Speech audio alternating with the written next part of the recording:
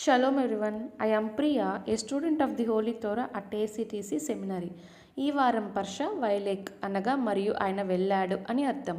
Seifert తోరాలో 52వ పర్ష మరియు Seifert దెవారిం లేదా ద్వితీయోపదేశ కాండంలో 9వ పర్ష. ఈ పర్ష యొక్క 7వ అలియా వాక్య భాగములు. ద్వితీయోపదేశ కాండము 31వ అధ్యాయం 25వ వచనం నుండి 30వ వచనం వరకు.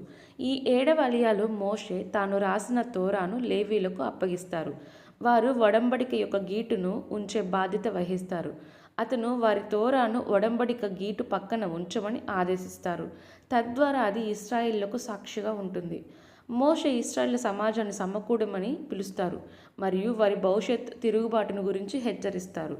వారు తన మరణం తర్వాత ఎలోహిం ఆజ్ఞలను విడిచి ఇతర దేవతలను అనుసరిస్తారని చెబుతారు. ఈ తిరుగుబాటు ఎలోహిం ఆగ్రహానికి దారితీస్తుందని, కానీ తోరా మరియు పాట హాజీను వారికి ఆయన ఒడంబడికను గుర్తు చేస్తాయని అతను నొక్కి చెబుతారు. మోషే ఈ పాటను సమాజానికి బోధిస్తారు. తద్వారా అది భవిష్యత్ తరాలకు సాక్షిగా నిలుస్తుంది.